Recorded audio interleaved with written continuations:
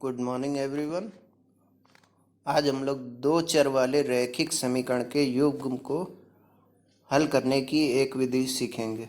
इससे पहले आप लोग प्रतिस्थापन विधि और विलोपन विधि पढ़ चुके हैं। प्रतिस्थापन विधि में क्या था कि एक चर का मान दूसरे चर के पदों में ज्ञात करके एक समीकरण से वो मान दूसरे समीकरण में रख दिया जाता था और दोनों चरों के मान ज्ञात कर लेते थे।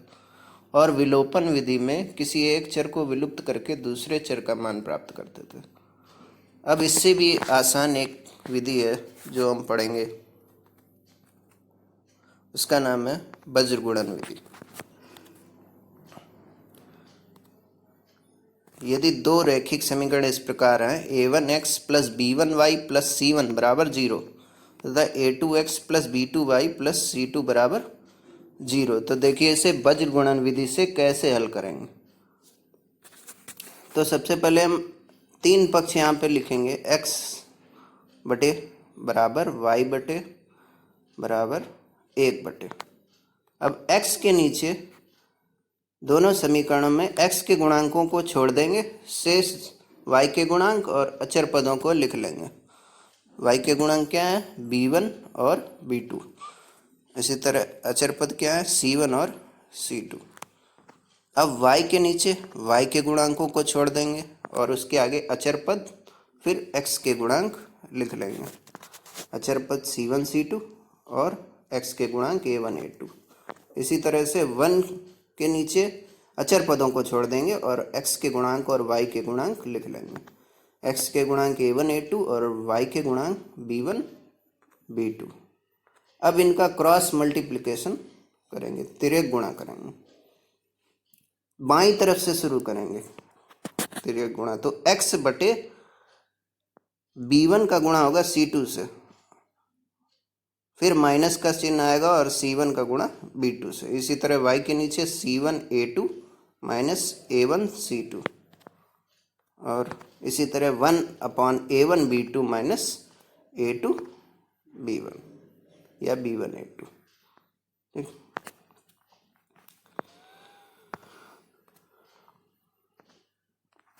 अब इन तीनों पक्षों को हम, ये तीनों पक्ष बराबर हैं, इनकी हम तुलना कर सकते हैं।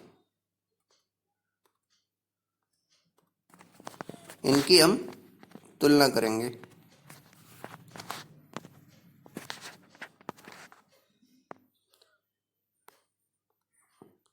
जैसे x वाले पक्ष की तुलना तीसरे पक्ष से करेंगे तो x का मान आ जाएगा और y वाले पक्ष की तुलना इससे करेंगे तो y का मान आ जाएगा। देखिए कैसे करेंगे। तुलना करने पर पहले पक्ष की तुलना तीसरे पक्ष से करेंगे, तो x बटे b1 c2 minus c1 b2 बराबर, तीसरा पक्ष था 1 बटे a1 b2 minus b1 a2। इसी तरह दूसरे पक्ष की तुलना तीसरे पक्ष से करेंगे, तो y बटे c1 a2 minus a1 c2 बराबर 1 बटे a1 b2 minus b1 a2। ठीक है। अब ये दोनों तुलनाओं में हम पहली तुलना से क्रॉस मल्टीप्लाई करके x का मान निकाल लेंगे और दूसरी तुलना से क्रॉस मल्टीप्लाई करके y का मान ज्ञात करेंगे। तो पहली तुलना में से x का मान क्या आया? b1 c2 minus c1 b2 बटे a1 b2 minus b1 a2। इसी तरह y का मान c1 a2 minus a1 c2 बटे a1 b2 minus b1 a2।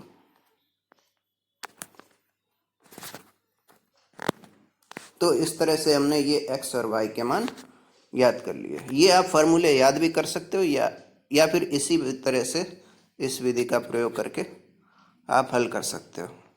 आप अगर प्रतिस्थापन और विलोपन विधि से भी ज्ञात करेंगे तो यही मान आएंगे x और y के। अब इसके कुछ एग्जाम्पल देख लेते हैं।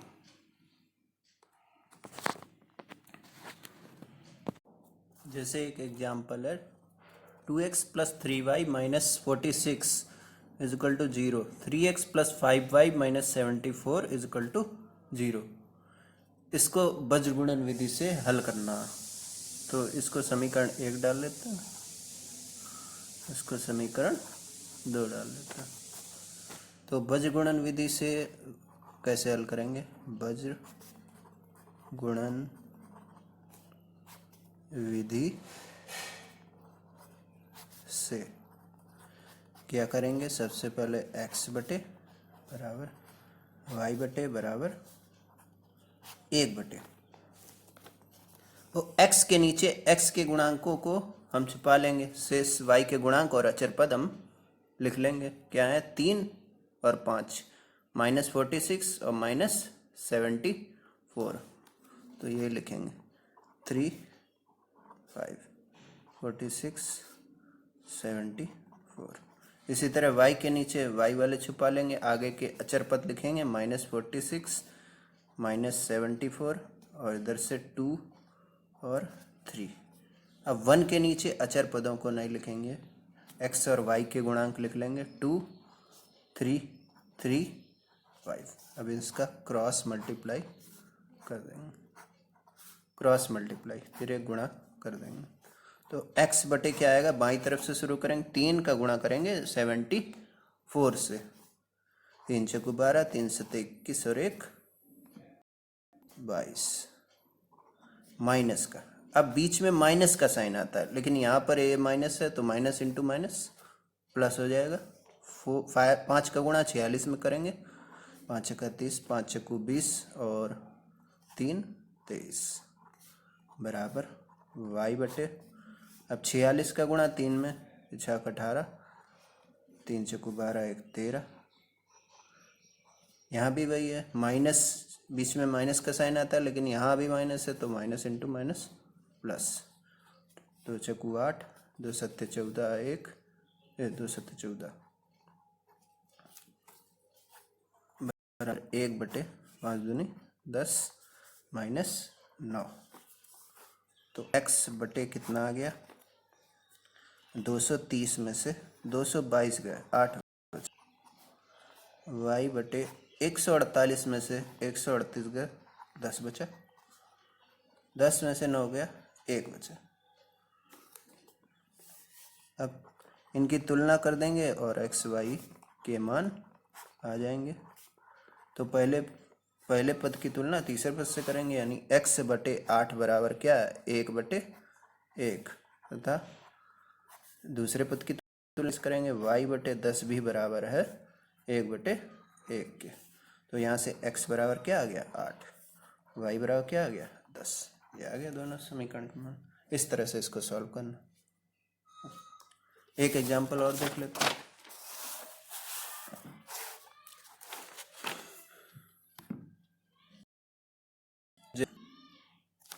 ये एग्जाम्पल है ax plus by minus p, ये पहला समीकरण, और ax माइनस cy बराबर q, ये दूसरा समीकरण। यहाँ पे सारे पदों को बाईं तरफ कर लेते हैं, minus p right hand side में है, इसको लेफ्ट हैंड साइड में कर लेते। तो क्या हो जाएगा? ax plus by plus p लिख लेते हैं। रैखिक समीकरण का मानक रूप आपने पढ़ा होगा, ax plus by plus c, उस रूप में इसको लिख लेंगे। ये पहला समीकरण, ax minus cy plus minus q is equal to 0, ये दूसरा समीकरण। अब फिर से वज्र गुणन विधि से इसको हल कर लेंगे। वज्र गुणन विधि से x बटे y बटे और 1 बटे, x के नीचे x के गुणांकों को नहीं लिखेंगे, बाकी लिख लेंगे। y के नीचे y के गुणांकों को आगे से शेष लिख लेंगे। 1 के नीचे अचर पदों को नहीं लिखेंगे, इनका तिरक गुणा कर देंगे।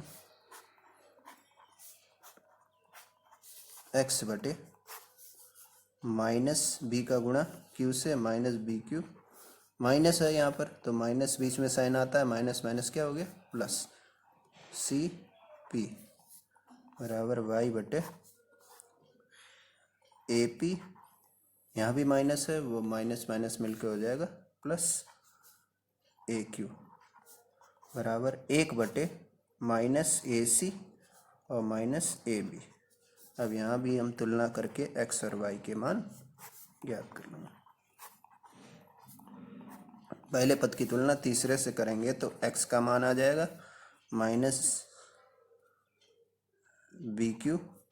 अब मैंने डायरेक्ट लिखा है यहाँ पे, ये BQ + CP ऊपर चला जाएगा और यहाँ पे माइनस बटे में -AC -AB। इसी तरह से y का मान आ जाएगा, ये इधर चला जाएगा ऊपर, AP + AQ बटे -AC -AB। ये आ गया। ये इस तरह से हमने, देखिए ये एक्सरसाइज का ही क्वेश्चन है आपके। इसके आंसर को अगर आपको मैच करना है, यही आंसर लिखेंगे तब भी सही है।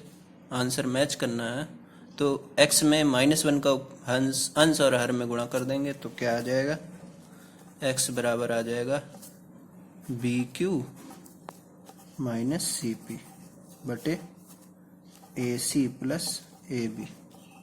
ठीक, इसी तरह से y का मान क्या आ जाएगा,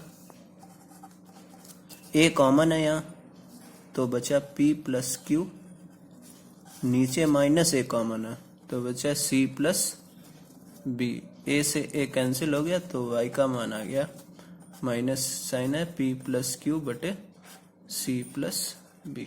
ये y का मान आ गया। ठीक, तो आप एक्सरसाइज 3D सॉल्व कीजिए। अगर कोई प्रॉब्लम है तो आप पर्सनली पूछ सकते हैं। Thank you.